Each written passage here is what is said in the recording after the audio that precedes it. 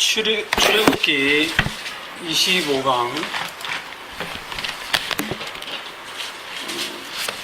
애굽의 세 번째 제안에 대해서 출애굽기 8장 16절에서 19절까지 길지 않으니까 같이 봉독하겠습니다. 16절 여호와께서 모세에게 이르시되 아론에게 명령하기를 내 지팡이를 들어 땅에 티끌을 치라 하라. 그것이 온 땅에서 이가 되리라.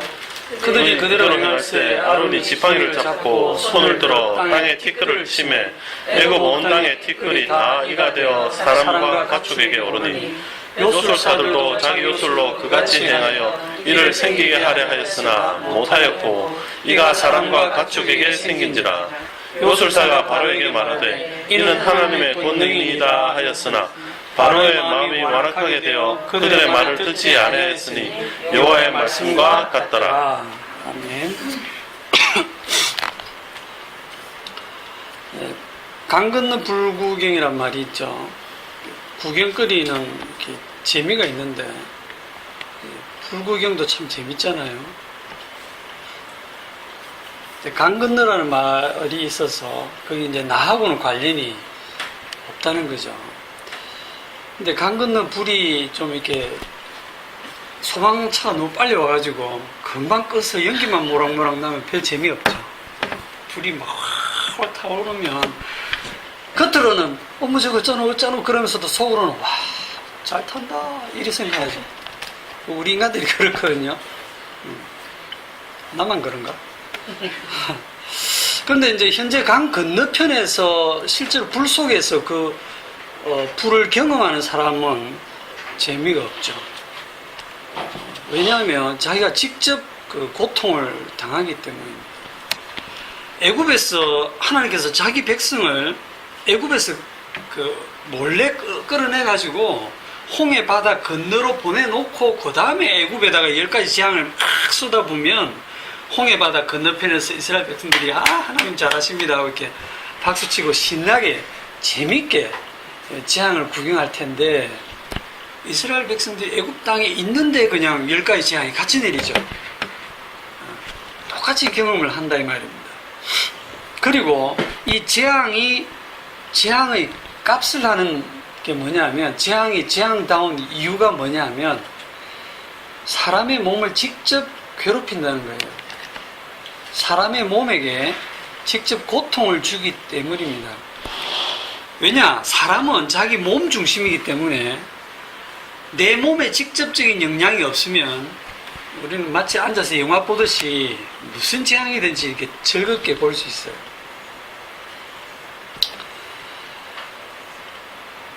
오늘 16절 말씀에 보면 여호와께서 모세에게 이르시되 아론에게 명령하기를 네 지팡이를 들어 땅에 티끌을 치라. 땅에 티끌이란 말이 나오는데 이 땅의 티끌 할 때 이 단어가 하나님께서 흙으로 사람을 지으시고 할 때 그 흙하고 같은 단어예요. 땅의 먼지를 가지고 모아서 하나님께서 사람을 빚으셨잖아요. 그래서 죽으면 흙이 되어서 흙으로 돌아가고 먼지로 돌아가고 너희는 먼지다 이런 말씀을 하시는데 지금 이 땅에 티끌을 지팡이로 땅 치니까 티끌이 그냥 이로 변했다는 거예요. 이로. 물이 포도주 변하듯이 그 땅에 있는 모든 티끌들이 갑자기 이로 변하면서 그 이가 가축과 사람의 몸에 막 기어오른 거예요. 그런데 가축이나 사람 몸도 뭐로 돼 있어요? 땅이 티끌로 돼 있잖아, 그죠? 그게 막 몸에 기어오르면서 사람 몸을 이렇게 직접적인 고통을 가하는 거예요. 재앙이 처음에는 뭐 지팡이가 뱀으로 변했다가 그 다음에 뭐 강물이 피로 변했다가 그 다음에는 뭐 개구리가 막 이렇게 올라와서 귀찮게 하다가 이제는 직접적으로 몸에 고통을 가하는 재앙이 점점점 사람 몸으로 다가오는 그런 느낌을 주고 있어요. 또 재밌는 것이 하필이면 사람을 만든 그 재료인 땅에 티끌을 딱 때려가지고 그게 사람 몸에 기어 올라서 사람에게 지금 고통을 가하고 있는 그런 재앙입니다. 그리고 이 재앙은 이스라엘 백성들도 예외 없이 똑같이 지금 당하고 있어요. 물론 이제 중간에 이제 다음 재앙부터는 하나님이 그 이스라엘과 애굽을 구별합니다. 그러면 그때는 구별할 수 있는데 이때까지는 구별할 능력이 없어 못했냐? 그건 아니죠. 원래는 구별 안 하고 재앙을 다 당하는데 또 구별하시는 이유는 최종적으로는 하나님께서 이스라엘을 애굽으로부터 구별해 내실 것을 보여주기 위해서 그렇게 하시는 거예요. 그렇기 때문에 성경에 어떤 재앙이 딱 나오면 우리는 어떤 생각을 하느냐면 내가 잘 준비하고 내가 잘 대비해서 그 재앙을 피해가야지. 저도 그런 생각하거든요. 뭐 큰 지진이 난다든지 몇 년 전에 지진이 하도 많이 날 때는 생존 배낭도 사가지고 뭐 이렇게 놔놓고 이게 막 흔들리고 무너지면 어떻게 뛰어나갈 것인지 이런 걸 다 대비를 했단 말이에요. 사람이 다 그렇습니다. 그런데 이 땅을 살면서 당하는 자연재난이나 사고를 보면 성도나 불신자나 일반이죠. 똑같아요. 예수 믿는 사람은 재난이 피해가는 게 아닙니다.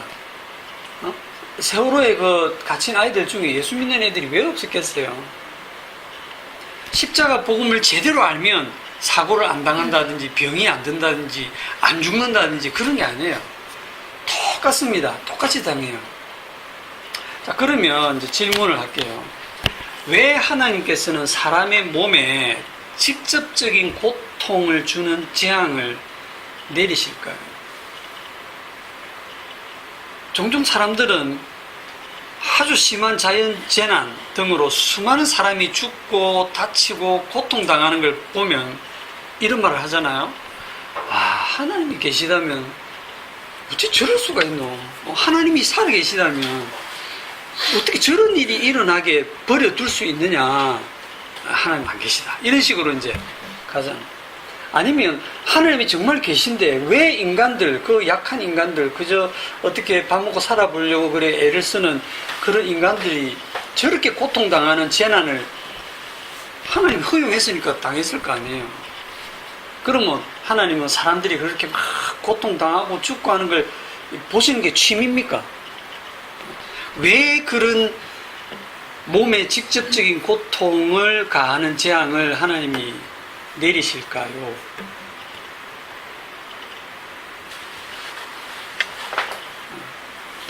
답을 아무도 안 하시죠. 혹시 기억해라고. 제가 결론부터 얘기하면 생명이 뭔가를 가르치기 위해서입니다. 생명. 그리고 빛이 뭔가를 가르치기 위해서 어떻게 합니까?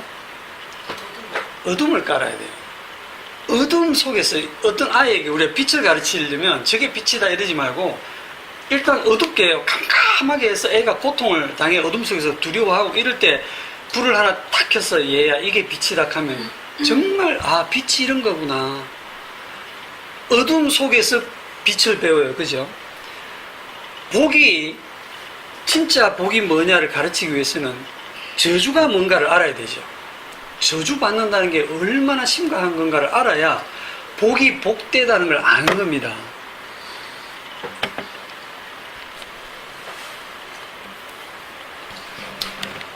천국다우려면 지옥이 반드시 있어야 돼요. 그래서 지옥은 있습니다. 천국이 있으면. 그러면 생명을 가르치려면 뭐가 있어야 됩니까? 그렇죠. 죽음이 깔려야 돼요.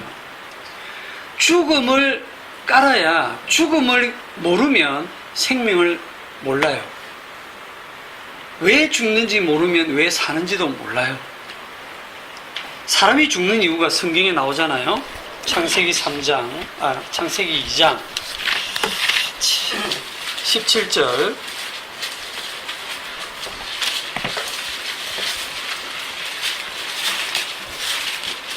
창세기 2장 17절 다 같이 시작. 선악을 알게 하는 나무의 열매는 먹지 말라. 내가 먹는 날에는 반드시 죽으리라 하시니라. 여기에 반드시 죽으리라 하는 죽음에 대한 얘기를 하나님께서 하고 계세요. 이 구절을 너무나 잘 알려져 있지만 또 이 구절만큼 이해하기 어려운 구절도 드물거든요. 그 에덴 동산, 천국 같은 에덴 동산을 만들어 놓으시고 모든 과일을 네 마음대로 따먹고 즐겁게 지내도 좋은데 딱 동산 중앙에다가 먹으면 죽는 나무를 심어놨단 말이죠. 애들 보고 이 집에서 마음껏 뛰놀면서 냉장고에서 뭐든지 꺼내 먹고 식탁 위에 차려놓은 것도 네 맘대로 먹어라. 그러나 식탁 중앙에 있는 그 초콜릿을 먹으면 죽는다. 이러면 불안하잖아요.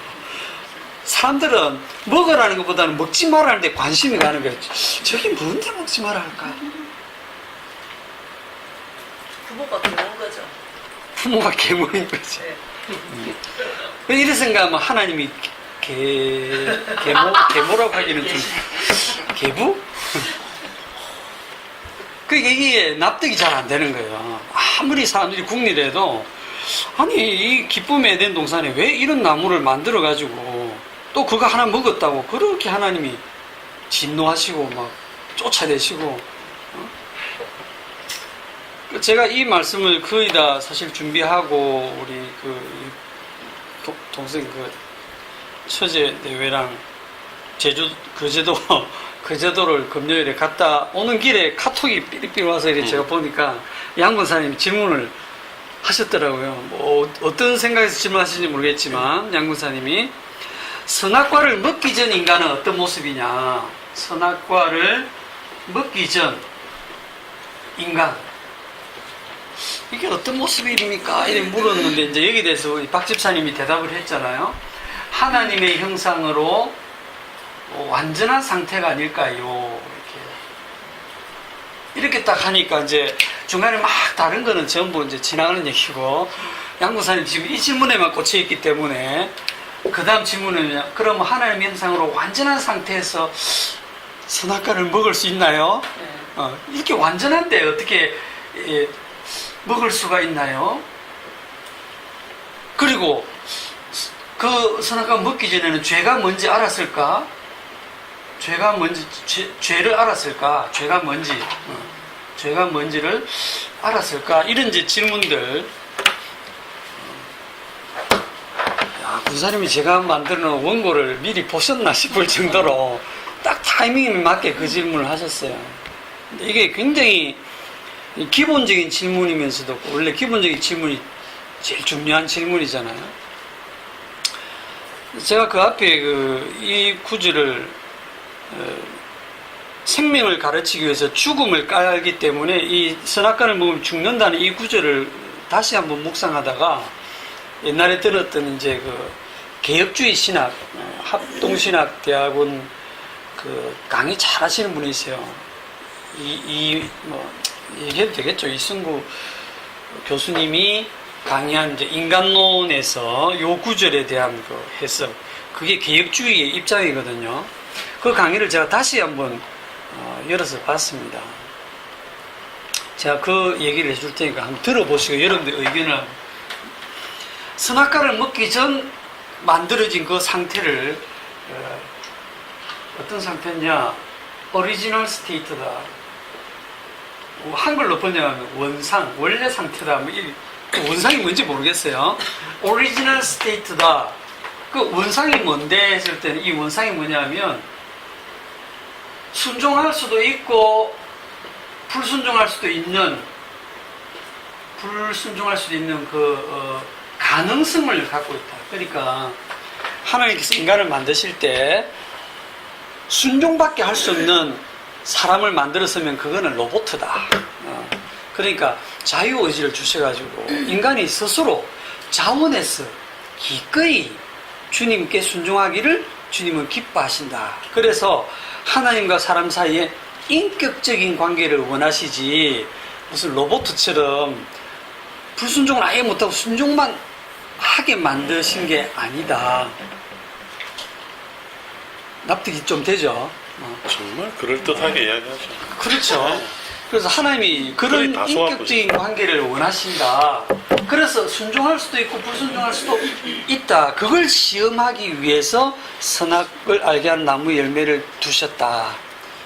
그걸 이제 또 뭐 다른 데서는 그건 하나님의 주권을 상징하고 그걸 먹으면 주권을 침해하는 거 딱 거의 같은 얘기입니다.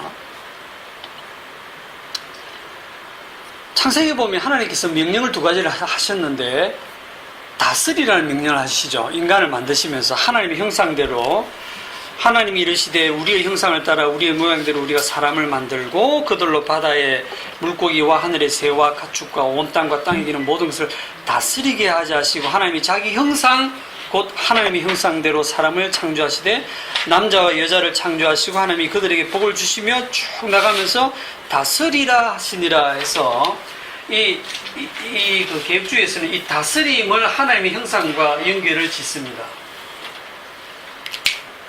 그 피조물 중에 가장 어뜸으로 지어가지고 다른 피조물을 잘 다스린다. 다스리면서 그 다스리는데 하나님의 뜻을 따라서 잘 다스리는 그거를 시험하기 위해서 선악과를 뒀다. 이렇게 지금 설명을 합니다. 그러면 이제 어떤 문제가 생기냐면 그럼 언제까지 시험하시느냐는 거죠. 이 아담이 선악과를 한 1년 안 먹었다고 칩시다. 그 다음에 먹으면 어떻게 돼요? 근데 한 100년 안 먹었다가 101년째 먹는다. 1000년을 안 먹다가 그 다음 1001년째 먹는다. 몇천 년이 지난 동안 잘 참았다가 오늘날 먹었다. 문제가 복잡해지죠. 이걸 이제 개혁주의 신학자들이 막 고민하니까 이게 너무 복잡한 거야. 그래서 어떤 아이디어를 냈냐면 이분은 분명히 성경에 없는 얘기는 하지 말라고 하면서 어떤 구절에서는 성경에 없는 얘기는 하지 마세요 이러는 거 자기가 성경에 없는 얘기를 합니다. 그걸 probation 영어로 써서 미안한데 그것을 영어로 쓰니까 probation period라고 요걸 수습기간 뭐 우리말로 하면 수습기간 네? 이게 회사에서 직원을 딱 채용하는데 얘가 이 회사에 충성할 직원인지 아닌지 한 3개월 수습기간을 거쳐가지고 3개월간 일을 잘하면 정식 사원으로 채용하듯이 아담과 하와에게 선악과를 딱 제시해가지고 프로베이션 피리어드 어느 일정 기간 그 일정 기간이라 성경도 없어요. 이런 말도 없는데 분명히 일정 기간 줬을 거다. 안 주면 이게 굉장히 문제가 생기니까 프로베이션 피리어드 수습 기간 또는 유예 기간을 줘서 요 단계를 잘 인간이 이 하나님의 뜻대로 다스리면서 선악과를 먹지 말라는 말씀을 순종을 잘 해내면 통과하면 그 다음엔 오리지널 스테이트에서 뭐로 가느냐 higher state higher 고차원적인 한 단계 높은 차원으로 가서 그때는 이런 불순종이나 순종 불순종의 가능성이 없이 하나님과 순종만 하는 상태로 올라간다. 이렇게 얘기하는 거예요. 그건 다시 로봇 되는 건데. 그렇잖아요. 그런데 그걸 너무 그럴듯하게 설명을 해요. 여러분 들어봐도 참 납득이 됩니까? 그런데 이게 뭐 개혁주의든 이단 신천지가 어디든 다 가르치는 게 여기서 거기입니다. 이런 내용이 이런 해석이 왜 엉터리가 되고 왜 마귀적인 해석이 될 수밖에 없느냐, 제가 그렇게 단언할 수 있는 이유가 뭐겠습니까? 요 해석에는요 어떤 식으로 해석을 하든지 요 해석이 지금 뭐가 빠져 있냐면 십자가가 없어요. 십자가가 없어요. 이거는 유대인들의 해석이랑 똑같아지는 겁니다. 창세기부터 그냥 시간 순서대로 그냥 문자적으로 막 해석해 나가는 거예요. 그러나 성경은 뭡니까? 내 뒤에 오시는 분이 나보다 앞선 것은 그가 나보다 먼저 계심이라 한 것이 이 사람을 가르킴이라 할 때 예수님이 딱 실체가 오셔가지고 구약의 모든 그림자가 무슨 뜻이었다는 걸 다 가르치죠. 그러니까 예수님 쪽에서 구약 성경을 전부 해석해버려요. 그 예수님이 창세전 언약이 뭐냐면 예수님이 십자가에 죽으시고 십자가에 죽으시고 부활하셔서 하나님 보좌 우편에 앉으시고 심판주가 되십니다. 심판주. 그러니까 십자가에 죽으심으로 주님이 되셔서 그 주님으로서 모든 복과 저주를 다 이렇게 주장을 하시는 주님이 되셨단 말이에요. 이분을 위해서 그로 말미암아 세상이 창조되고 그를 위하여 창조되고 모든 만물이 그에게서 나오고 그로 말미암고 그에게로 돌아간다라고 하잖아요. 골로새서에. 그러면 창세기에 나오는 이 선악을 알게 하는 나무의 열매에 대한 이 문제도 십자가를 가지고 설명해야 돼요. 십자가를 보여주기 위해서 선악과를 두신 거예요. 그런데 왜 인간들이 이걸 자꾸 엉터리로 해석하느냐 하면 전부 자기 몸 중심, 자기 구원 중심으로 이걸 해석을 하려고 하니까 인간을 갖다가 하나님하고 동등한 위치에 놓고 자꾸 생각을 하는 거예요. 그러니까 엉터리 해석을 할 수밖에 없는 겁니다. 하나님의 형상으로 완전한 상태인데 선악과를 먹을 수 있나 없나 이 생각 자체가 이미 질문이 잘못된 거예요. 언제 한번 얘기를 드린 적이 있는데 십자가는 이미 창세전에 준비되었어요. 그죠? 그러면 십자가가 증거되기 위해서는 뭐가 있어야 됩니까? 죄가 있어야 돼요. 죄인이 나와야 돼요. 죄인이. 그러니까 병 주고 약 주는 순서가 아니고 약을 딱 준비해놓고 이 약이 얼마나 대단한 약인지 아냐 하고 병을 주시는 거야. 그래서 다 죄 아래 가둬요. 죄라는 병을 줘서 다 사망 가운데 가두어 놓고 그 약으로 죽은 자를 살려내는 거예요. 와, 죽은 자도 살려내는구나. 대단한 능력이다. 이게 진짜 대단한 하나님의 은혜구나. 이게 진짜 생명이구나. 이렇게 알아가도록 하기 위해서. 이게 창세전 비밀인데, 제가 비밀이라고 얘기를 했으니까 이제 비밀 아니죠? 그래도 비밀이에요. 그래도 비밀이에요. 왜 비밀이냐면, 여러분들이 지식으로 들어서 아는 거는 절대로 아는 게 아니에요.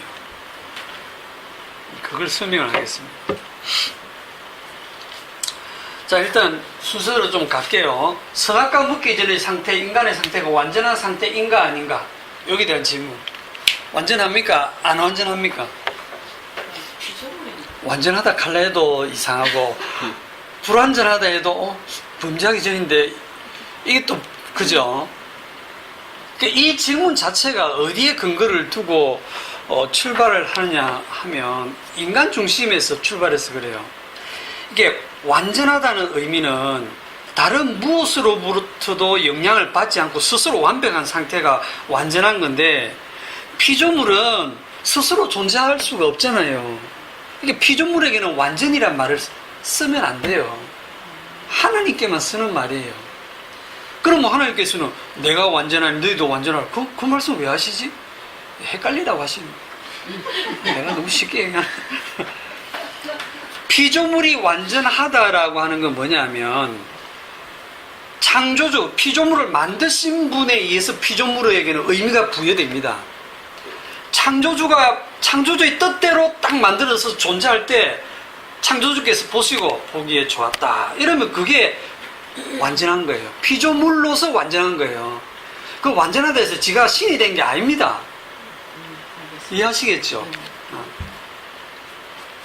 하나님께서 태양과 그 달과 별들을 다 만드시고 바다와 산과 모든 만물, 동물, 식물을 다 만들었는데 그걸 다 만들고 보시기 좋았다 했잖아요.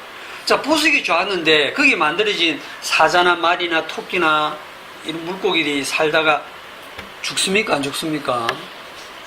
죽어. 걔들 영생합니까? 수명이 있어요.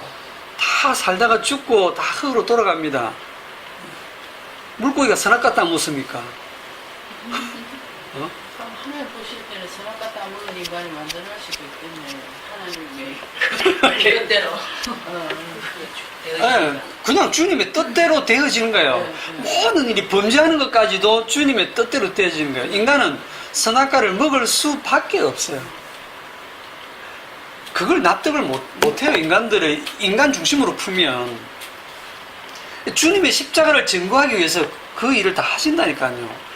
주님의 주대심을 드러내기 위해서 바로 왕을 자꾸 마음을 완악하게 한다고 했잖아요. 오늘 말씀에도 그 끝에 뭐라고 나옵니까?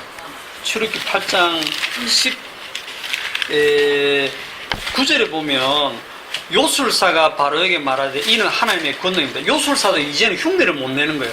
야, 이건 진짜 하나님 하신 일 맞습니다 했는데도 바로의 마음이 완악해서 그들의 말을 듣지 아니하였더니 뭐와 같더라? 여호와의 말씀과 같더라. 여호와께서 말씀을 뭐라고 하시냐면 바로 너는 마음이 완악해서 모든 재앙을 다 받게 된다는 얘기를 한 거거든요. 바로 지 스스로 지 마음을 어떻게 할 수가 없어요. 지가 마음을 돌이키려고 하는데 또 순간적으로 속에서 자존심 같은 게 올라오게 해가지고 주님이 그 마음을 또 완악하게 해서 그 다음 재앙을 또 받게 하는 거예요. 10가지 재앙을 하나님은 내리기로 작정했기 때문에 재앙을 받을 애가 빨리 회개하면 안 돼. 10가지 재앙 다 받을 때까지 걔는 회개하면 안 돼요. 못해요. 왜? 하나님께서 그래 하시기 때문에. 그래서 완악해서 말씀을 듣지 않는다. 이거 여호와의 말씀과 같다. 여러분이 어떤 사람에게 전도할 때 그 사람이 그렇게 잘 믿을 것 같은데 아무리 전해도 안 듣는다. 그게 완악한 거거든요. 그 여러분이 설득시킬 필요가 없어요. 그 여러분이 하는 일이 아니라 하나님의 뜻대로 말씀대로 되고 있구나 이렇게 생각하시면 돼요. 자, 물고기나 공중의 새나 뭐 이런 사자나 말들이나 얘들에게 죄가 있어요, 없어요? 그들에게는 죄라는 말을 쓰지 않습니다. 그들이 뭐 죄가 없는데 죄 때문에 죽는데 걔들은 왜 죽지? 이래 생각하면 답이 없죠. 전부 십자가를 설명하기 위해서 그렇게 만드신 거예요. 죽음도 하나님이 죽음도 만들고 나중에는 그 사망까지도 불못에 던져버리고 이제 없애버리시잖아요. 십자가를 설명하기 위해서 모든 세상 만물을 다 만드셨다니까요, 주님이. 선악과 먹기 전에 인간은 죄가 뭔지 알았을까? 이제 이 질문도 권사님이 잘 해주셨어요. 자, 죄가 뭔지 알았을까요? 몰랐을까요? 먹기 전에요? 네, 선악과 먹기 전에. 몰랐죠. 법이 있었으니까 당연히 알죠. 법이 있었잖아요. 그렇지 않아? 죄가 뭔지를 알았을까? 몰랐을까? 아는데 모릅니다. 좀 무슨 말장난 같지만 이게 그 지식으로 아는 거랑 몸으로 겪어서 안다라는 그의 차이를 지금 제가 얘기를 하는 거예요. 선악을 알까요? 모를까요? 선악과 먹기 전에. 모르는 상태지만은 죄인이라고 이렇게 생각하고 있어요. 선악과 먹기 전에 선악을 알까요? 모를까요? 아는데 모릅니다. 몰랐으면 주님 선악이 뭔데요? 이 말씀을 주님이 하시는 순간 아담이 다 알아들었다니까요. 선악을 알게 하는 나무의 열매. 선악을 알게 하는구나. 뭐가 선하고 뭐가 악하고 압니다. 말씀 듣는 게 선한 거고 안 들으면 악한 거고 아는 거거든요. 몰랐으면 질문하죠. 주님, 선악이 뭔데요? 죽는 게 뭔지 알까요? 모를까요? 알죠. 압니다. 동물들 살다 죽는 거 많이 봤으니까. 저게 죽는 거구나. 그런데 지가 안 죽어봤어. 죽는 게 아는데 몰라요. 여러분들 죽음 압니까? 죽음 알죠. 그런데 몰라요. 왜? 안 죽어봤으니까. 겪어야 아는 거. 여러분이 개 맛을 알아요. 개를 안 먹어본 사람은 개 맛을 몰라요. 어떤 사람이 맛을 본 사람이 막 설명해주면 그런 개 맛이야? 하고는 지식으로 개 맛은 그런 거 이런 맛이야 하는데 그거 뭐 아는 건데 모르는 거예요. 아시겠습니까?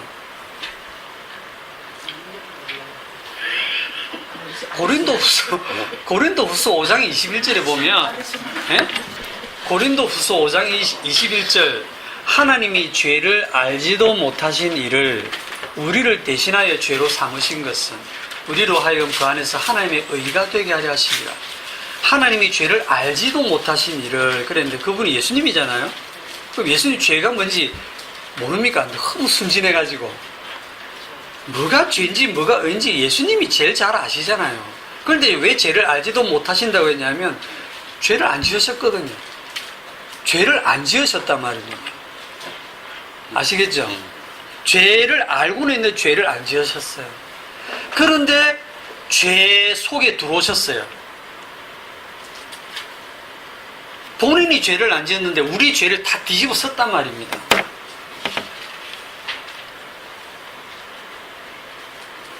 그러니까 선악을 알게 하는 나무의 열매를 먹지 말라 했을 때 먹기 전에는 이론적으로 아는 거예요.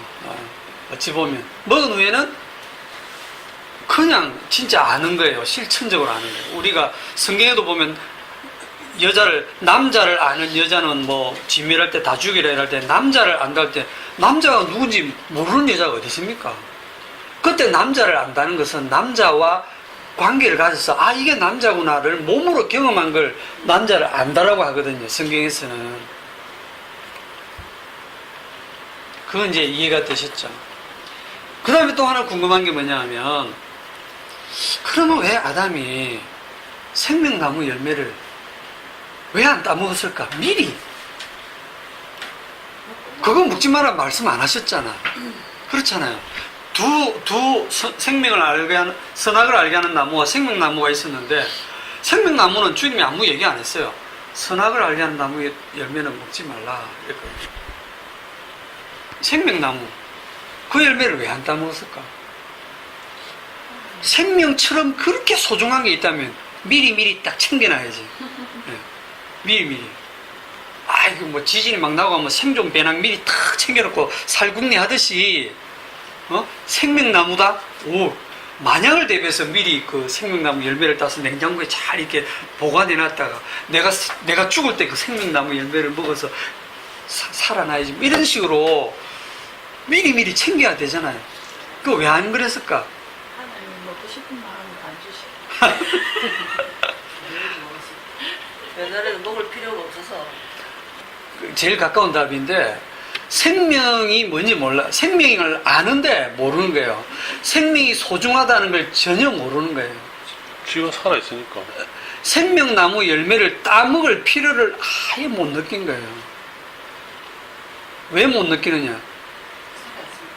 죽음을 알기 전까지는 못 느껴요. 선악과를 먹고 죽음을 알게 되었을 때, 이제 내가 죽는구나 알게 되었을 때 생명나무를 쳐다보잖아요. 그때는 이미 늦었어요. 나가. 나가. 에덴 동산에서 나가요. 화염검으로 탁 천사들이 지키잖아요. 생명나무의 길을 차단했거든요. 그래서 인간은 에덴 동산에서 쫓겨나서 지금 어디에서 살고 있냐면 죽음의 땅에서 살고 있습니다. 그런데 이 생명나무가 창세기에 나오는 생명나무가 뭐지? 무슨 효과가 있는 거지? 막 이렇게 생각하는데 계시록에 딱 가면 생명나무가 누굽니까? 예수님이에요. 예수님을 생명나무라 그래요. 생명나무. 그러니까 내가 곧 부활이요 생명이니 할 때 그 예수님이 본인이 생명이래요. 태초부터 계신 이 영원한 생명에 관하여는 우리가 눈으로 본 바요, 손으로 만진 바요. 그 요한 1장 1절에 나오잖아요. 예수님이 영원한 생명이에요. 그런데 그 예수님이 영원한 생명이면 예수님을 미리 딱 챙겨놔야지 내가. 왜 안 챙겨놓을까요 오늘날? 소중한 걸 전혀 몰라. 도움이 안 될 거야. 예수님은 나한테 도움도 하나도 안 돼. 실제로 여러분이 예수 믿는데 여러분 삶에 도움이 전혀 안 됩니다. 개봉만 진짜 전혀 안 된다. 걸림이 더 많죠. 그럼 왜 오세요 여기에 왜? 몰라요. 등을 떠밀어요.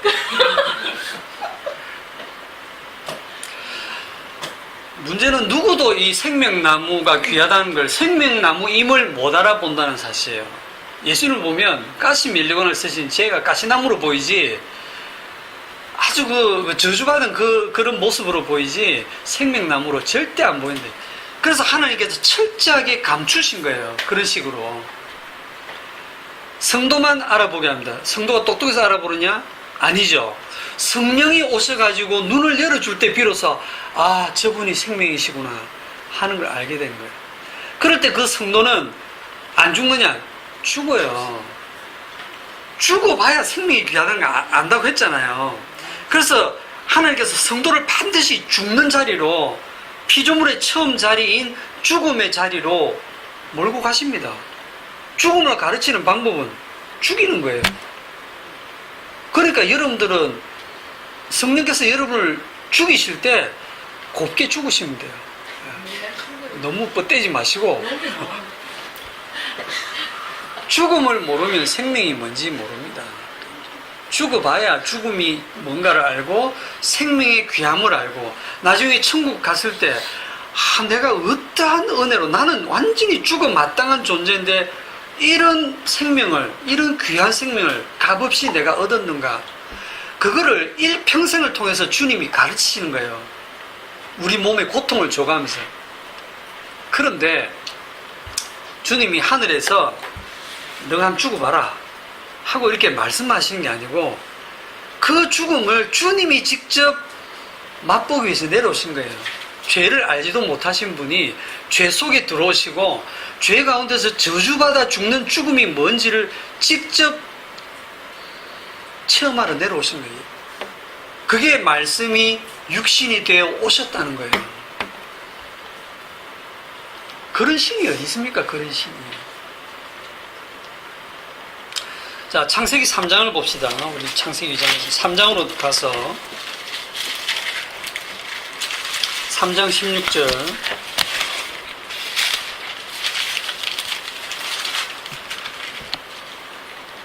선악을 알게 하는 나무 열매를 먹는 날에는 정령 죽으리라 그랬는데, 먹고 죽었어요, 안 죽었어요?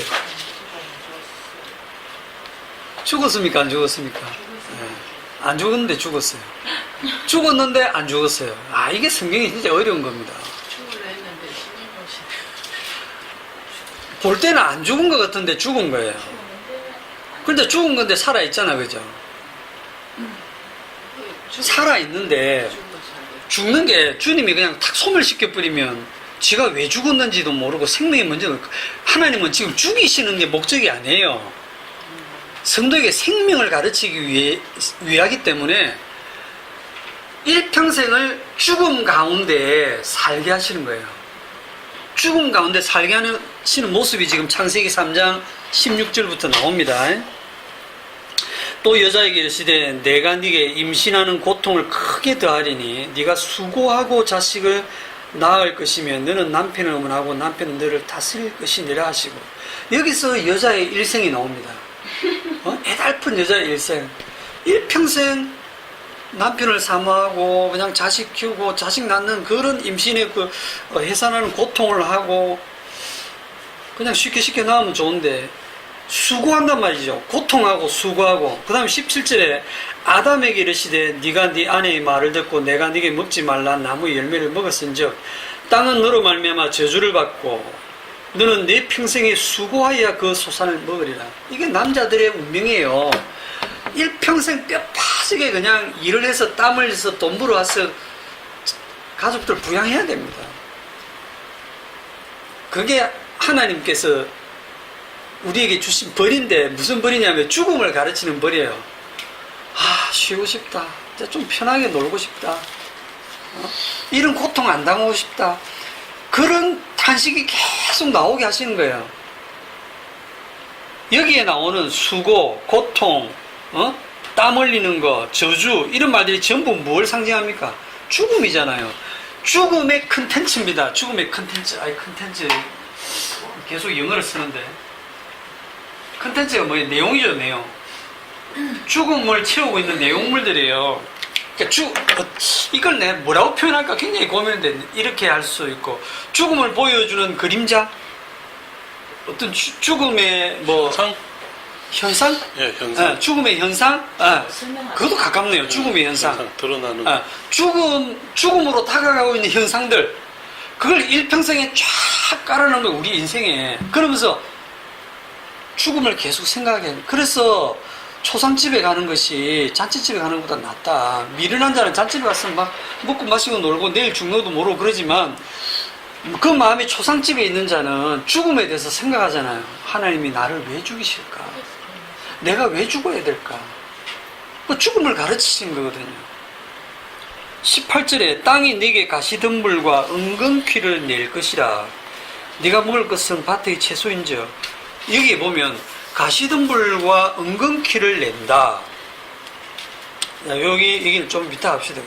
네가 흙으로 돌아갈 때까지 얼굴에 땀을 흘려야 먹을 것을 먹으리니 네가 그것에서 취함을 입었음이라. 너는 흙이니 흙으로 돌아갈 것이니라. 이 흙이 땅의 티끌입니다. 너는 땅의 티끌에서 취함을 입었기 때문에 땅의 티끌로 돌아간다. 수고하고 고생하고 애를 써서 땀 흘리면서 먹고 살아도 영생하느냐? 아니, 죽는다. 최종 결과는 죽는다 이 말입니다. 죽음으로. 그게요, 인생에게 정하신 뜻입니다. 사람이 한 번 죽는 것은 정한 이치요 했잖아요. 그러니까 저와 여러분들이 나이가 들어가고 주름이 생기고 몸이 여기저기 아프고 병들고 죽음이 다가오면 그게 하나님의 뜻입니다. 아, 하나님이 나를 죽이시는구나. 난 죽음 마땅한 존재구나. 그걸 피할 필요가 없어요. 어느 날 오늘도 살게 하시면 살게 하는 이유가 있구나 하고 살다가 죽이시면 죽이시는구나 하고 받아들이시면 돼요. 죽이시는 이유가 죽음을 가르치고 그 다음에 그 죽은 가운데서 죽은 자 가운데서 살려내시고 없는 가운데서 있게 하시는 하나님의 그 능력과 은혜를 보이시기 위해서 그렇게 하시거든요. 자, 땅은 네게 가시덤불과 은근퀴를 낼 것이다 이랬죠. 이게 아무것도 아닌 것 같죠. 가시덤불과 은근퀴. 가시덤불과 은근퀴 또는 찔레, 은근퀴. 가시덤불. 아, 땅이 이런 걸 내면, 여기는 진짜 이렇게 심어서 열매를 내야 되는데, 가시덤불과 은근퀴 때문에 씨 뿌리는 비유에서 나온다, 그죠? 씨 뿌리는 비유에서 뭐라고 나오죠? 씨가 가시덤불에 떨어지고. 그걸 뭐라고 주님이 해석하십니까? 가시떨기에 떨어졌다는 것은 세상에 세대 유혹과 세상 염려. 적어놨는데 어딜까요? 가시떨기에 누가복음 8장 14절이에요. 누가복음 8장 14절에 기운이 막혀서. 가시떨기에 떨어졌다는 것은 말씀을 들은 자이나 지내는 중에 이 생의 염려와 재물과 향락에 기운이 막혀 온전히 결실하지 못하는 자요. 이 생의 염려, 나 이제 염려 안 해야지. 됩니까? 염려 안 해야지 하고 염려하고 있다니까 지금. 재물, 향락, 이거 안 좋아하는 사람이 어디 있어요? 향락은 게임 계속 즐기잖아요. 디모데 6장 10절에 보면 돈을 사랑함이 일만하게 뿌리가 되나니 이것을 탐내는 자들은 미혹을 받아 믿음에서 떠나 많은 근심으로서 자기를 찔렀도다. 이 찌르는 게 가시거든요. 가시의 특징이. 그러니까 우리가 이걸 읽으면 땅이 가시덤불과 은근퀴를 내는구나. 이런 걸 피해야지 하는데 농사는 안 지어야 되겠다 이런 게 아니지. 뭐 피하는 게 아니고 이게 여러분이 피할 수 있는 게 아니고 이 가시덤불과 은근퀴를 여러분 좋아한다니까요. 이게 미혹이라니까요. 이 생의 염려, 재물, 향락, 그걸 요한 사도는 육신의 정욕과 안목의 정욕과 이 생의 자랑, 우리 인간들이 추구하는 그런 것들인데, 그런데 그런 것들이 뭐냐면 이런 것들이 전부 다 죽음의, 아까 뭐라 하셨어요? 현상. 죽음의 현상들, 죽음의 컨텐츠, 죽음의 내용물들을 우리는 좋아하고 있다는 거죠. 왜? 죽은 자들이니까. 그리고 그런 죽은 자들이 해내는 모든 종교적인 행실도 다 죽은 행실, 성경은 그래 얘기를 하고 있거든요. 거기에서 무슨 생명이 나옵니까? 누구도 여기서 빠져나올 수가 없어요. 그러니까 이 창세기에 선악과 먹고 난 다음에 하나님이 내리시는 벌을 보면 왜 당장 안 죽이시지? 당장 안 죽이시는 게 이미 죽은 자인데 그 하나님과의 관계가 끊어지면서 이 죽음이 일생을 통해서 쫙 펼쳐놓은 거예요. 죽음을. 그러니까 우리는 태어나면서부터 사는 게 아니고요, 죽어가는 거예요. 사는 게 아니고, 누가 참 명언을 하셨네. 사는 게 아니에요. 일평생 여러분은 사실 죽어가는 거예요. 예, 일평생의 자랑이 수고와 슬픔뿐이고 수고와 슬픔뿐. 험악한 인생을 보냅니다. 다 정도도 다르고 내용도 다르지만 다들 험악한 인생을 보냅니다. 그런데 자기 고통이 제일 크죠, 항상. 자기 손 밑에 가시가 제일 아프지. 저쪽에 누가 뭐 암이 걸려 고통스러워 죽어가는 거는 안 됐다 이러지만 자기 게 아니에요. 자기가 경험하는 가시의 고통이 큰 거예요. 그렇기 때문에 자기 몸으로 겪지 않으면 안 돼요. 그래서 주님이 우리가 몸으로 직접 일평생에 고통을 겪게 하시는 거예요. 그게 하나님이 우리들에게 고통 주는 게 무슨 취미라서 그러신 게 아니에요. 그렇다고 주님 비겁하게 자기는 안 겪고 우리한테만 주시는 게 아니고 주님이 친히 어떻게 하셨다고요? 네, 친히 죽음을 맛보셨어요. 그게 히브리서 2장 9절에 나오거든요.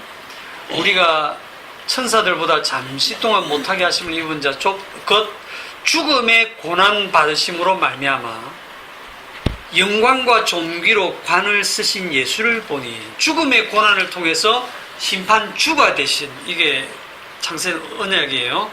이를 행하심은 하나님의 은혜로 말미암아 모든 사람을 위하여 죽음을 맛보려 하심이라.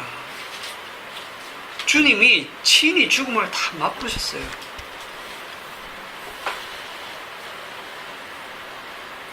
시편 107편 8절을 봅시다. 시편 107편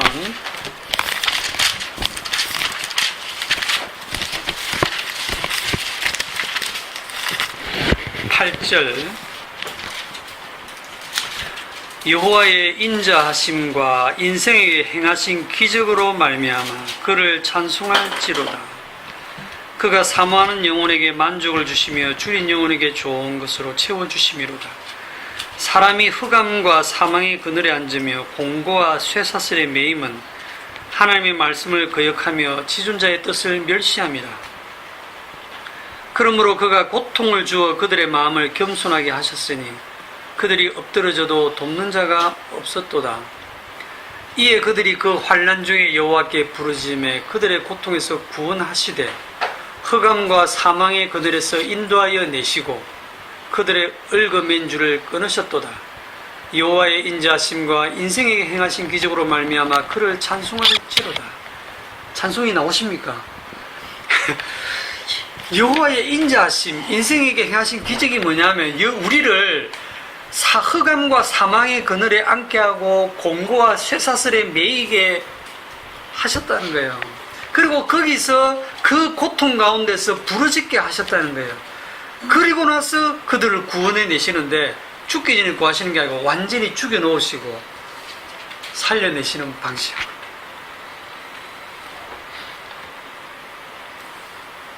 인생에게 행하신 기적이 뭡니까? 우리 항상 답은 있잖아요, 그죠? 십자가. 이 십자가는 뭐냐면 하나님이 직접 육신이 되어 이 땅에 오신 거예요. 육신이 되어 오셨다는 것은 뭘까요? 우리를 구원하시는데 정신적으로 구원하시는 게 아닙니다. 뭐 우리의 영혼만 구원하신다 이런 거 아닙니다. 다 아시지만 모르시는 분들도 있으니까 사람은 사람이라고 하면 몸이에요. 몸이 전부입니다. 네, 육신. 그 2분설도 있고 3분설 전에 설명했죠. 2분설, 3분설.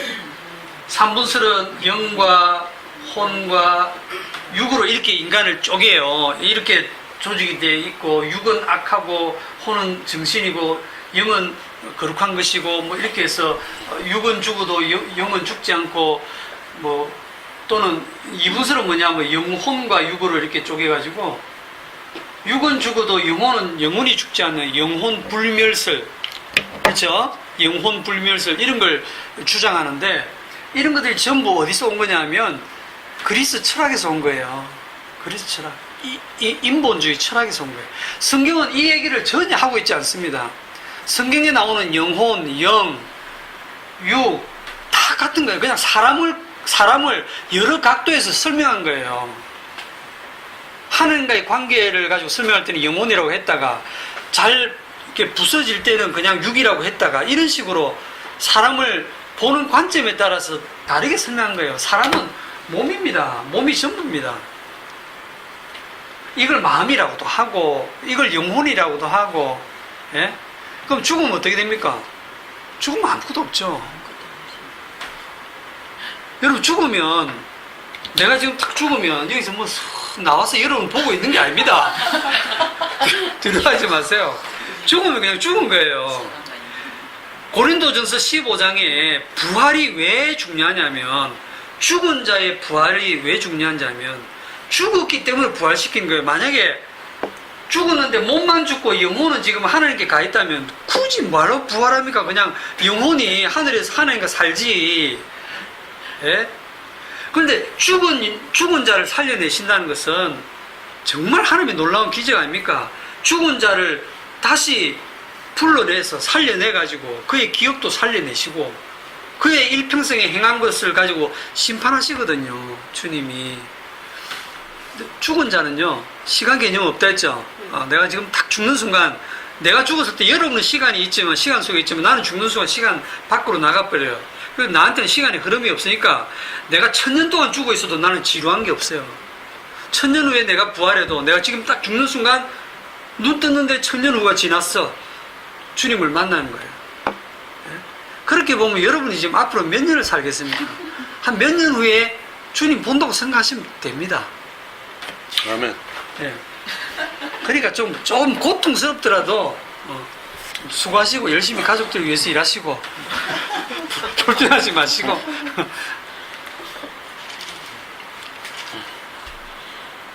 마태복음 4장에 보면 마태복음 4장 16절에 흑암에 앉은 백성이 큰 빛을 보았고 사망의 땅과 그늘에 앉은 자에게 빛이 빛이었도다 하였느니라. 아까 우리 인생을 사망의 땅과 그늘 흑암에 두었다 했잖아요. 그들에게 행하신 큰 기적이 뭐냐면 예수님이 오신 거예요. 이때부터 예수께서 비로소 전파에 이르시되 회개하라 천국이 가까이 왔느니라. 천국이 온 거예요. 우리가 천국으로 가는 게 아니에요. 예수님이 천국이에요. 그분이 그냥 우리한테 덮치신 거예요. 십자가로 완성된 천국을 몰고 오신 거예요.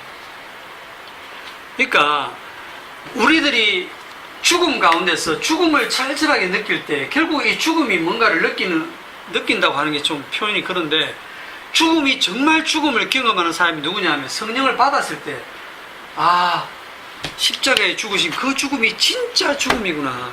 그냥 몸이 죽는 저런 죽음은 그냥 죽음의 모형을 보여주는 것이고 나중에 진짜 죽음이 뭡니까? 계시록에 나오는 둘째 사망. 예수 그리스도 안에서 성령을 받아서 첫째 부활에 참여한 자들은 둘째 사망의 해를 당하지 아니한다 그랬잖아. 그죠? 둘째 사망이 진짜 사망이에요.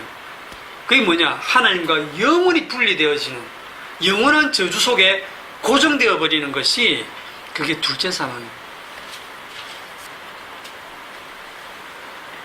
자, 예수님이 탄생하셨을 때 어디서 나셨어요? 방도 하나 없어가지고 마구간에 말 구유에 누이셨잖아요. 우리가 뭐 성당이나 교회 같은 데 가면 그런 그림들이 너무 이렇게 멋지게 그려져 있잖아요. 그죠? 하나도 안 멋집니다. 실제로 가면 너무너무 초라하고 보잘것없어요. 얼마나 그 비참했으면 그냥 말 구유에 짚을 대충 깔고 천을 놓고 거기다 아기 예수를 두셨을까요? 만왕의 왕이잖아요. 유대인의 왕이고 만왕의 왕이고 천지를 창조하신 분이잖아요. 그분이 육신이 되어 오셨는데 예루살렘 왕궁의 왕자로 태어나도 시원찮을 판에 지금 마구간에 말 구유에 누워 있다니까요. 예수님이 이 땅에 오시면서 고난 속으로 들어오신 거예요. 혹시 이 중에 말 구유에서 나신 분 있나요? 출생이 다들 여러분들의 출생은 그래도 예수님보다는 좋은 환경에서 나신 거예요. 그리고 예수님 뭐라고 하시냐면 여우도 굴이 있고 공중의 새도 거치가 있으되 인자는 머리 둘 곳이 없도다 그랬어요. 노숙자죠. 예수님은. 네. 여러분들이 뭐 월세나 전세방이라도 있으면 여러분 예수님보다 형편이 나으신 거예요. 노숙하신 예수님한테 뭐 달라고 기도하지 마세요. 그분이 뭐 주실 형편이 아닙니다. 십자가에 달리셔가지고 진짜 벌거벗고 죽으신 그분한테 뭘 달라고 하시겠어요. 우리 세상 거 주실 수 있는 분이 아니에요. 그런데 세상에서 전혀 줄 수 없는 생명을 주실 수 있는 분이에요. 그분이. 생존이 생명. 30세쯤 돼가지고 공생애를 시작하실 때 예수님을 성령께서 이끌고 어디로 가시냐면 광야로 끌고 가셨죠. 광야에서 40일을 금식하게 했어요. 40일을 굶었습니다. 여러분은 며칠 동안 굶어 봤습니까? 저도 한 끼 두 끼 굶으면 성질나기 시작합니다. 예. 십자가 복음이고 없어요. 밥 안 주나? 니 뭐 하는데? 유튜브만 보고 있나? 주일 아침을 꼭 드리세요. 저는 밥을 안 먹으면 좀 슬퍼지다가 어느 정도 지나면 화가 나고 살인 충동을 느끼게 됩니다. 여러분이라고 뭐 별반 다르지 않을 거예요. 굶겨 놓으면 예, 아무리 성인군자라도요 자기 몸이 배가 고프면 못 견딥니다. 자기 몸에 이렇게 불이 다가오면 불 붙는 그 고통 못 견딥니다. 매를 맞으면 그 고통 못 견뎌요. 아픕니다.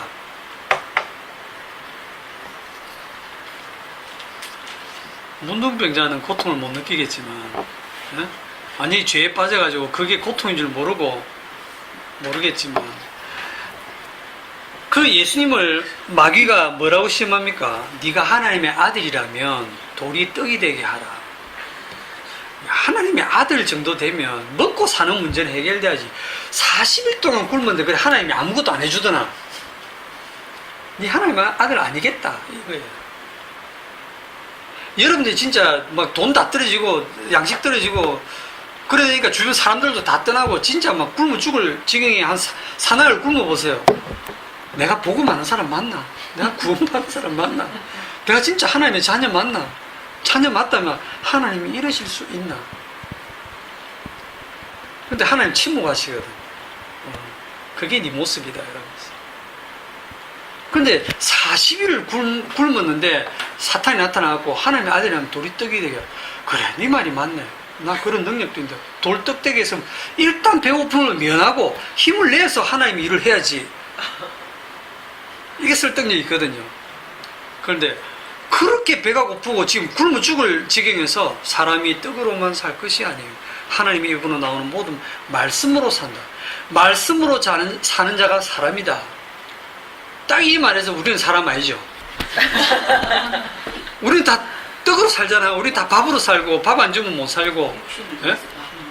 당장 오늘 점심 안 먹고 돌려보내면 예, 은혜 안 될 거예요. 들은 말씀 다 날아갑니다. 두 번째 유혹이 뭡니까? 높은 성벽에 세워놓고 뛰어내리라. 네가 말씀대로 산다며? 시편에 그런 말씀이 있대. 높은 데서 뛰어내렸을 때 천사를 명해서 천사가 너를 탁 잡아가지고 발이 돌에 닿지 않게 하나도 다치지 않게 한다고 말씀이 있네. 그러면 너 말씀대로 해봐. 말씀대로 기적 행해봐. 네가 말씀대로 그래 잘하냐? 말씀대로 행해봐. 그러면 예수님이 그래 내가 해볼게 하고 딱 멋지게 딱 보여봐라. 할 수 있지? 여러분 할 수 있는데 네 못하지 이러면요 진짜 화나거든요. 약을 하거든요. 한번 딱 진짜 보여주고 싶거든요. 과시해보고 싶답니다. 과시 참 좋은 단어다. 과시요. 이거 못 견디거든요. 저도 아주 사소한 거에서 이거 못 견딥니다. 저를 조금만 무시하면 잘 참다가 갑자기 막 버럭 화를 내거든요.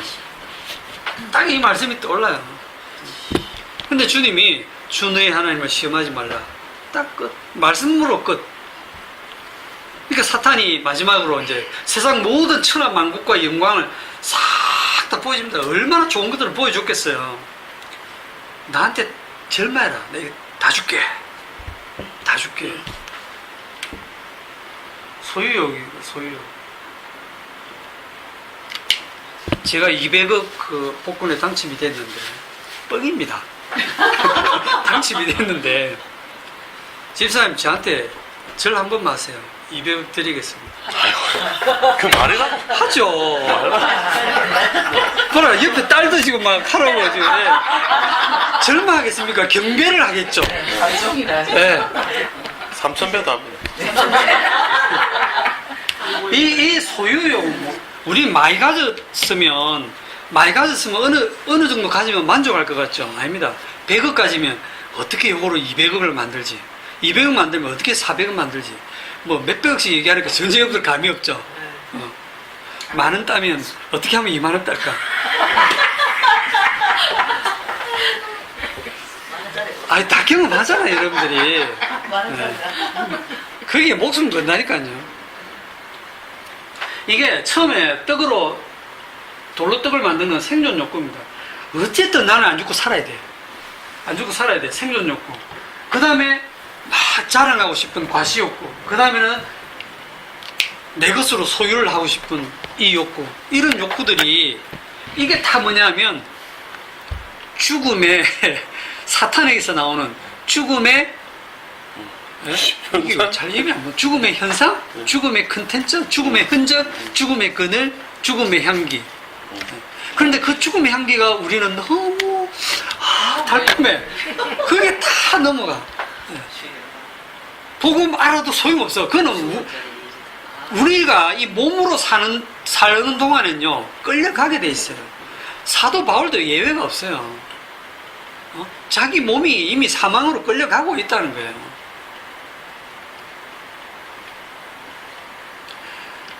나중에 이 예수님이 이 시험을 예수님은 다 통과했어요. 나중에 십자가에 달려 죽습니다. 완전히 벌겋고 십자가에 죽을 때 마지막 유혹이 오죠. 뭐라고 합니까? 네가 하나님의 아들이면 당장 내려오라. 그러면 우리가 믿겠노라. 내 믿어줄게. 내려와라. 그러면 예수님이 판타지 영화처럼 손에 박혔던 못이 팍 나가고, 허리에 창자국이 싹 아물고 피가 싹 들어가 버리고, 그러면은 공중에서 싹 내려와서 내가 주님이다. 이러면 다 그 앞에 경배할 거 아니에요. 야, 당신이 진짜 하나님의 아들이신이다. 그게 마귀가 생각하는 하나님의 아들 상입니다. 예수님은 그 말을 들어도 그 십자가에서 극심한 고통을 다 경험하면서 갈증을 다 경험하면서 하나님도 버리시고 하나님 나의 하나님 어찌하여 나를 버리셨나이까. 왜 하나님은 자기 아들이라도 육신을 입고 죄를 뒤집어 썼을 때 그 아들을 외면했습니다. 그 아들이 부르짖음을 듣지 않았습니다. 십자가에 버리셨어요. 그 순간은 사람들 전부 침뱉고 돌았습니다. 고개를 들고 꼴보기 싫다. 저주받은 죽음. 다 고개를 돌리고 제자들 다 도망가고 다 조롱하고 네가 하나님의 아들이면 내려오라.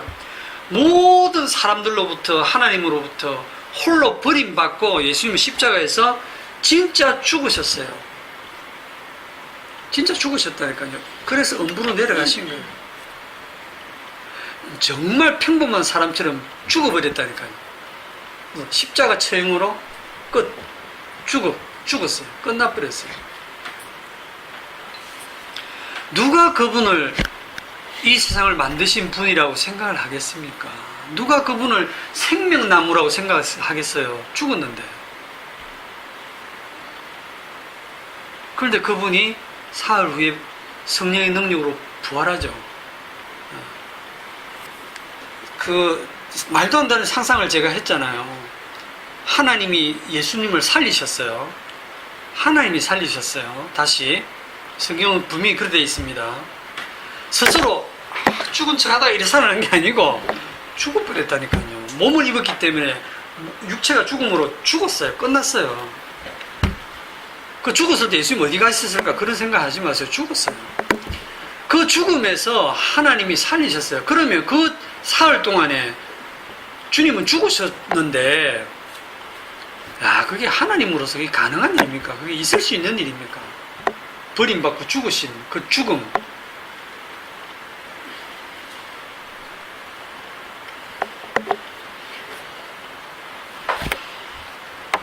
만약에 하나님이 그 예수님을 안 살리시면 어찌 됩니까?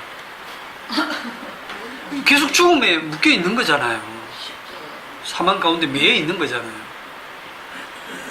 그런데 그게 예수님의 믿음인 겁니다.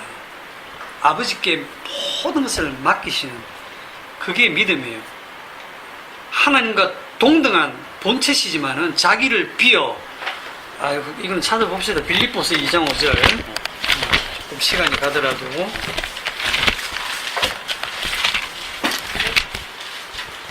빌립보서 2장 5절.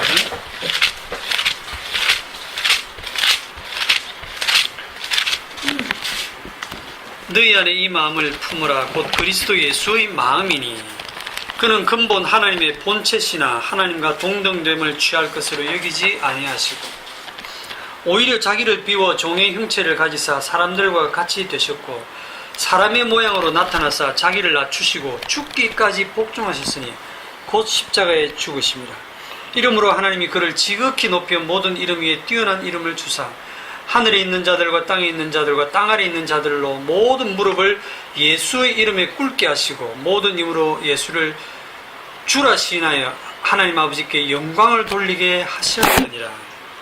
여기 보면 그는 근본 하나님의 본체시나 성경의 다른 부분에 보면 그는 보이지 아니하시는 하나님의 형상이시오 그랬잖아요. 보이지 아니하시는 그 하나님의 형상, 하나님의 형상이 뭐냐면 지난주에는 제가 말씀으로 설명을 드렸어요. 여기서 자기를 비워 종의 형체를 가져사 사람의 모양으로 나타난, 여기서 자기를 비워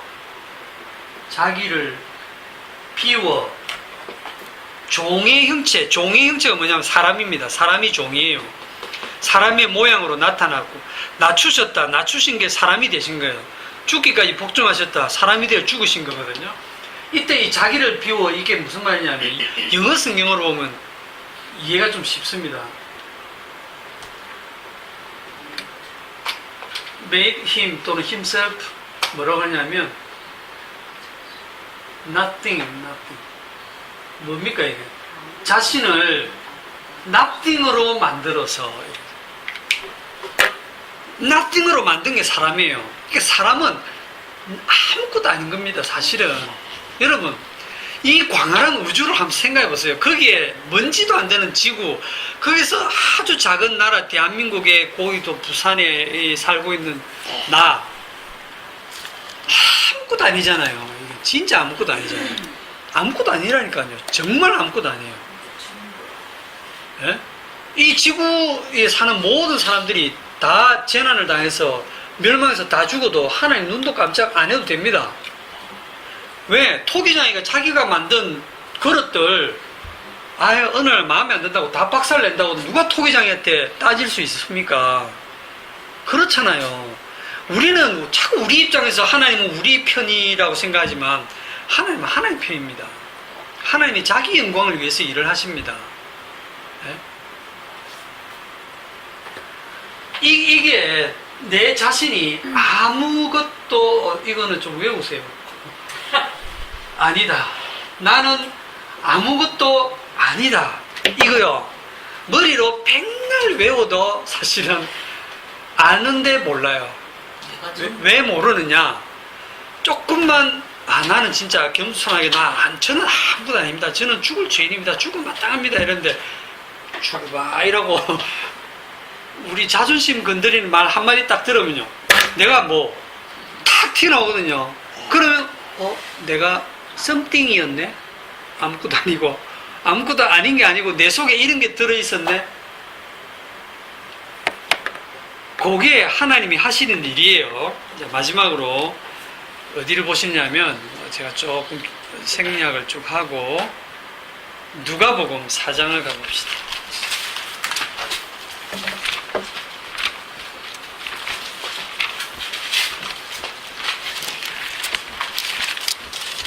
누가복음 4장 23절부터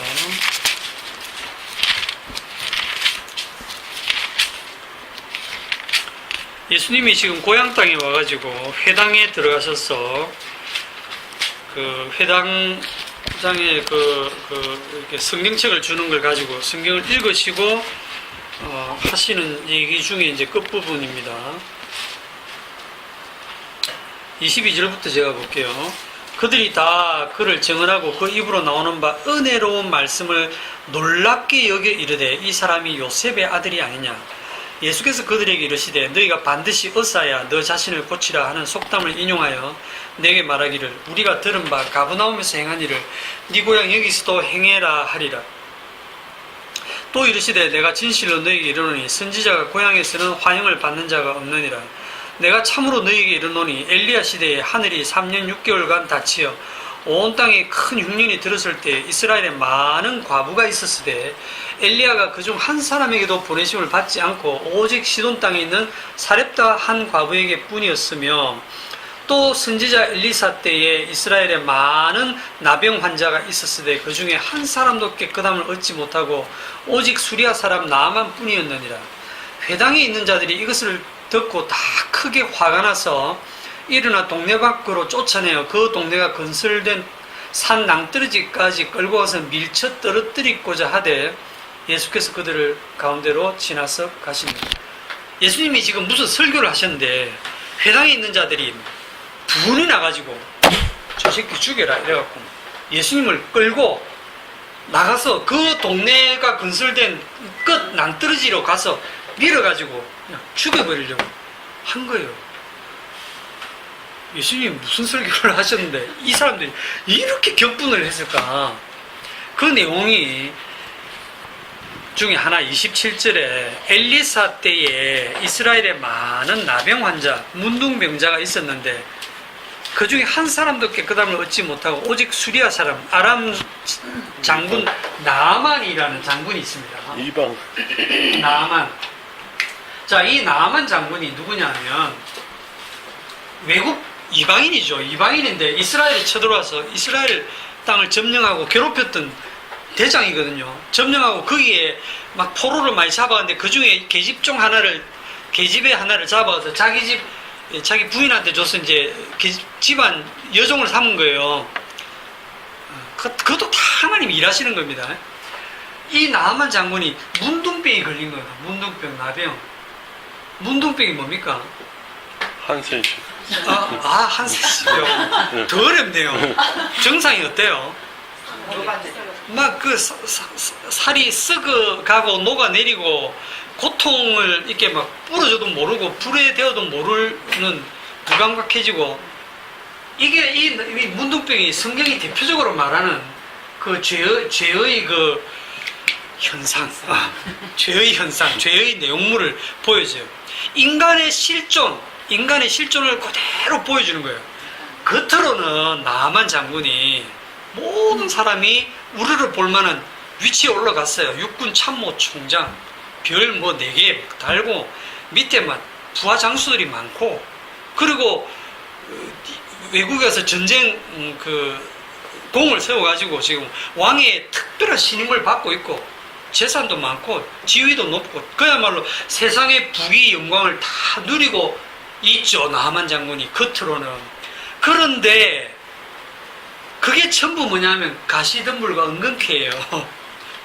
이 가시덤불과 은근키라는 게 세상에서는 반대로 나타난다니까요. 거기에 빠져있는 이 나만 장군에게 하나님의 은혜가 임하는데 어떻게 임하느냐 하면 문둥병을 들리게 한 거예요. 이게 은혜입니다, 여러분. 나만 장군이 문둥병이 걸립니다.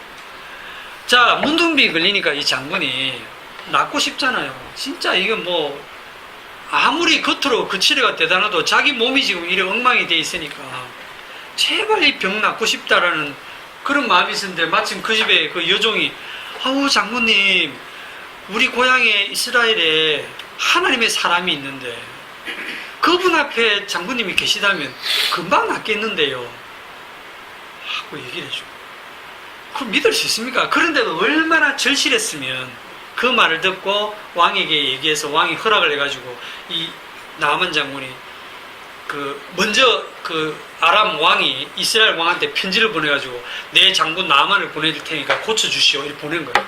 그 이스라엘 왕이 편지를 보더니 내가 무슨 재주로 고치노? 내가 하나님이가 이러면서 이거는 우리나라를 다시 치기 위해서 꼬투리 잡으려고 이런다 하면서 막 자기 옷을 찢으면서 그랬거든. 그때 하나님의 사람 선지자 엘리사가 사람을 보내갖고 뭐 옷을 찢습니까? 다시 붙이시고 나만 장군 저한테 보내세요.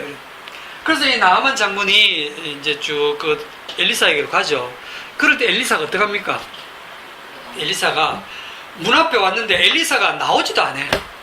외국에 그 유명한 장군이 왔는데 육군 참모총장이 지금 자기 집에 직접 왕림하셨는데 이 한갓 선지자 그 당시로 보면요 그냥 무당인 거예요. 그냥 일개 저 시골의 목사하고 비슷한 거예요 수준이. 그 집에 지금 찾아온 겁니다. 예? 대장군이. 그러면 나와가지고 그 넙죽처럼 아이고 어서 오십시오 어떻게 오셨습니까 뭐 이래야 되잖아요. 코빼기도 안 봐요 엘리사는. 그러면서 시종을 딱 보내갖고 저 가서 요단강에 가서 7번 목욕하시오. 그게 끝이야. 그 말을 듣고 나만이 어찌 됩니까? 분노가 일어나는 거야. 요단강에 가서 7번 씻으라고. 우리 아랍 나라의 다메섹에 있는 강들은 요단강보다 100배 깨끗하다. 내가 목욕에서 나왔을 것 같으면 벌써 거기서 나왔다. 가자. 내가 돌아가자. 이러는 거예요. 자, 여러분, 이 나만이 그 엘리사에게까지 올 때에 그 마음이 굉장히 사실 자기는 이 정도면 자기가 정말 겸손하게 낮추었다고 생각했잖아요. 장군인데 그 여종의 말도 믿어주고 그 먼 나라까지 와서 그것도 저 시골에 있는 선지자 집까지 왔는데 이 정도 왔으면 니도 예의를 갖추고 나와서 맞이하고 내 생각에는 네가 나와서 뭐 이래 흔들면서 쨍쨍쨍쨍쨍 흔들면서 뭐 이렇게 막 주문을 외우면서 기도할 줄 알았다. 그렇게 해서 낫게 할 줄 알았는데 뭐 요단강에 가서 씻으라고 하고 분노를 하나님께서 딱 이런 식으로 일합니다. 하나님의 말씀 앞에 분노를 일어나게 하는 사건을 콕 일으키세요. 마지막 자존심을 딱 건드리는 거예요. 아까 회당에 있는 사람들이 말씀을 듣고 분노한 것처럼 이 나만도 여전히 역시 분노를 내면서 자존심 완전 상해가지고 돌아가자 가는 거예요. 그때 신하들이 말립니다. 물론 하나님께서 그렇게 하셨죠. 장군님 그거보다 더 어려운 일을 시켜도 안 하겠습니까? 병 낫는다는데 속는 셈 치고 한번 해보시죠. 이래요. 속는 셈 치고 그래 이까지 왔는데 해보자. 여러분 7번 씻었는데 안 되면 어떻게 될까요? 이스라엘은 망하는 거지. 다 죽었어. 나를 능멸하다니 이래 될 거 아닙니까? 그 요단강에 들어가서 이제 목욕을 해요. 한 번 들어갔다 나오고 2번 들어갔다 나오고 그 몸이 서서히 나아졌습니까? 아닙니다. 6번까지 들어갔다 나와도 전혀 뭐 문득도 그대로예요. 와, 나 진짜 완전 바보 됐네. 맞잖아요. 완전 바보 된 거잖아요.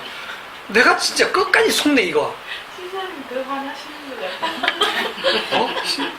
옆에 있는 다른 신하들 한 번만 더 하고 우리 끝장냅시다. 그래, 한 번만 더 하자. 그리고 한 번 더 했는데 마지막 한 번에 아기 피부처럼 깨끗해졌더라 이랬거든요. 그때 나아만 장군이 들어갔던 마지막 7번째 어떤 마음이었겠어요? 하나님이고 뭐고 하나님의 선지자고 뭐고 이스라엘은 이제 다 죽어서 나를 이렇게 능멸하다니 하고 완전히 막 극도의 분노를 내면서 들어갔다 딱 나오고 이러는 거죠. 그 장면을 아마 직접 본다면 얼마나 걱정이겠어요. 여기서 나아만 장군이 박살이 납니다. 단지 병이 낫는 게 문제가 아니라 아니 이 몸을 문둥병을 주기도 하고 낫기도 하시는 이분이 누구냐 하는 완전히 새로운 세계가 열리는 거예요. 그리고 자기가 지금까지 누리고 있던 뭐 이 장군이고 뭐 하는 그런 거칠의 타이틀 같은 게 이런 게 아무것도 아니라는 자기 존재가 정말 아무것도 아니라는 것을 깨닫게 됩니다. 그러면서 이 사람이 그 시골에 있는 선지자 앞에 가서 무릎을 꿇게 되죠. 하나님 앞에 무릎 꿇는 거잖아요. 하나님께서 성도에게 일하시는 방식이 이런 방식이에요. 하나님의 말씀이 성도인 나만에게도 분노를 일으키고 성도가 아닌 그 회당에 있는 사람들도 분노를 일으키는데 똑같은데 결국 누군가에게는 결국은 긍휼로 인도하시고 누구는 그냥 그대로 내버려 두시는 거예요. 그 회당에 있는 사람들 왜 화를 냈습니까? 자기들이 아무것도 아닌 게 아니고 자기들은 뭡니까? 우리는 하나님의 택한 백성, 하나님의 자녀, 하나님의 율법을 받고 하나님을 잘 섬기는 저 이방은 개같은 민족들이고 우리는 하나님이 사랑하는 하나님의 선민으로 생각했기 때문에 구원을 받아도 우리가 받아야 돼. 절대 자기들을 아무것도 아닌 걸로 생각 안 합니다. 그런데 예수님이 지금 무슨 얘기를 하냐면 너는 아니야, 아무것도 아니고 하나님께서 똑같이 아무것도 아닌데 대조하기 위해서 이방에 있는 나아만 장군을 그 문둥병을 낫게 하시는 은혜를 베푼 걸 지금 얘기를 하면서 이 회당에 있는 사람들이 왜 그렇게 화가 나냐면 나아만이 병도 안 나는데 나았다고 예수님이 거짓말해서 화난 것도 아니고 이방 장군이 병 나았다 해서 화난 것도 아니라 상대적으로 이게 뭘 지금 공격하고 있냐면 너희들은 아무것도 아니라는 그걸 지금 주님이 고발하고 있기 때문에 거기에 대해서 지금 참을 수 없는 화가 나서 예수님을 몰고 나가서 죽이려고 하는 거예요. 여러분들에게 이런 사람이 아니라 나만 장군 같은 그런 일들이 여러분에게 일어날 거예요. 그때 여러분들이 세상을 보고 여러분 자신을 보는 안목이 어떻게 변하느냐 하면 정말 내가 아무것도 아니구나. 이게 지식이 아니라 정말 내 몸으로 경험하는 그 자리로 하나님께서 여러분들을 죽음 같은 그런 고난의 인생을 살아가게 하십니다. 그게 성도의 인생입니다. 그러니까 죽어가시는 그 과정을 기쁘게 받아들이시기 바랍니다. 기도합시다. 하나님께서 이 땅에 재앙을 내리시고 재난을 내리시고 또 사람의 몸으로 많은 고통을 겪는 이 인생을 세상 사람들은 고해라고도 얘기하고 험악한 그런 인생을 살도록 하신 이유가 단지 고통을 주고자 하는 목적도 아니고 단순한 벌도 아니라 이것을 통해서 진짜 영원한 생명이 무엇인가를 가르치고 그 생명으로 인도하기 위한 그 하나님의 은혜임을 저희들이 잊지 않게 하시고 고난의 인생을 살아갈 때 우리가 그 하나님의 사랑을 몸으로 직접 체험할 수 있도록 은혜 베풀어 주옵소서. 예수님의 이름으로 기도하옵나이다. 아멘. 아멘.